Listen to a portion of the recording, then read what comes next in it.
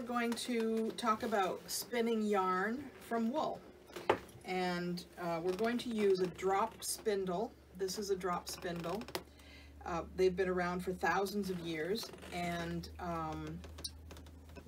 someone invented a spinning wheel at some point, and that is probably used mostly for spinning, but the drop spindle is still used today because it is very portable, so you can take it with you and do your spinning. This one is called the bottom whirl spindle, and this is the whirl down here. It gives some weight to the spindle for spinning, and there's a top whirl, and there are other kinds as well.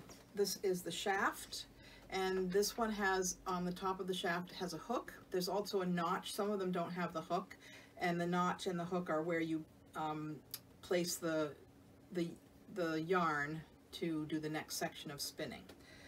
So I'm going to wrap this is the leader. This yarn here is called the leader, and this is what I attach the unspun yarn or unspun wool to in order to spin it into yarn. So it's attached to the hook at the top. Now we're going to talk about the wool just for a minute. This wool here is wool that came from the sheep at Billings farm.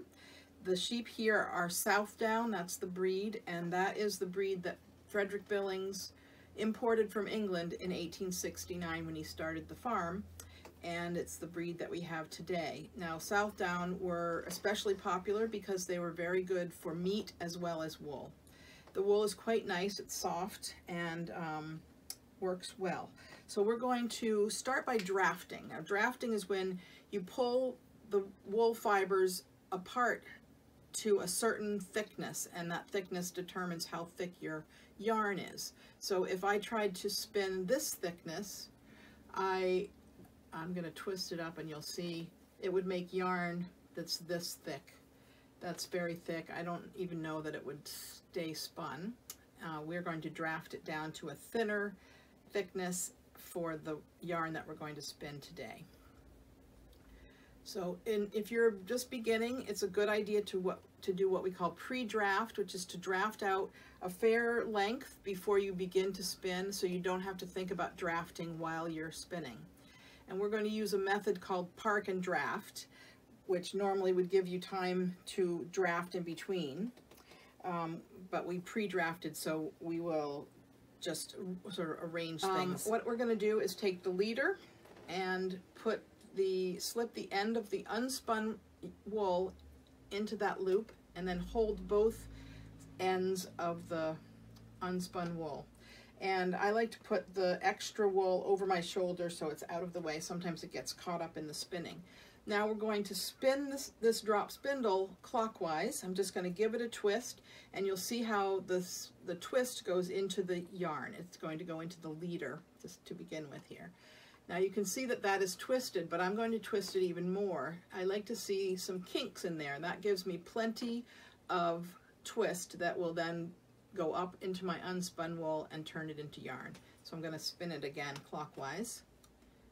And you see there's some kinks in there. Somebody said it's like a telephone cord.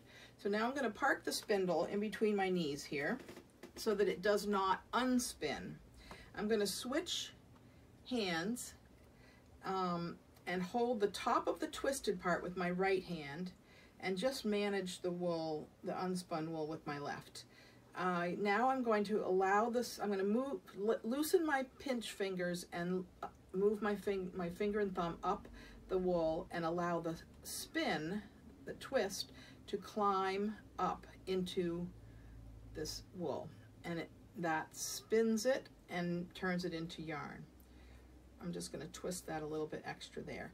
Now, that's about all the twist that we had, so I'm going to spin the spindle again, clockwise, and it's going to create some twist here. I'm holding tightly at the top and not letting that twist climb until I'm ready for it to do so. All right, now I'm going to park my spindle again, switch hands, so my right hand is pinching at the top, and then loosen it just enough to slide my hand up, and you can see that twist is climbing right up the unspun wool and turning it into yarn. Now, when I've got this much, it becomes a bit awkward to continue to spin. So what I'm going to do is wind this yarn onto my spindle so that I can do a next section. I undo the yarn from the hook, wind it onto the spindle, and I want to leave about 8 inches or so that I have some yarn at the top to get my twist into. So I'm twisting it around the hook 2 or 3 times. And then I will pinch tightly at the top of the twisted section, spin the spindle clockwise again, get some twist built up in there, park my spindle, switch hands and slide up, allowing that twist to climb into the unspun wool and turn it into yarn. I'll do that one more time. Spin the spindle clockwise, and before it starts to unspin, you stop it and park it, and then allow the twist to climb up, and here's your wool. Now you'll notice that there's variations in the thickness, and that is all dependent on the drafting. How thin you drafted it determines how thin the yarn is. And you'll also notice when I let the tension off of here, there are quite a bit of twists and kinks in there, and that is perfectly all right. Especially as a beginner, whatever you end up with is fine. It's your first attempt, and you'll get better at it as you go along. An important thing to know is that spinning the wool makes it much stronger. So if you look at the wool that's unspun, it's very easy to pull apart. It doesn't have any strength at all. When you look at wool that's been spun, it's nice and strong. Another thing you can do to make it even stronger is you take a length like this, and I'm going to break it off here so I can show. And you take the center and make the 2 ends meet and let go, and it will spin up on itself. So that's called plying, and now it's a 2-ply yarn. It's doubled, and it twists up on itself so it stays spun, and it's even stronger. So there you have spinning on a drop spindle.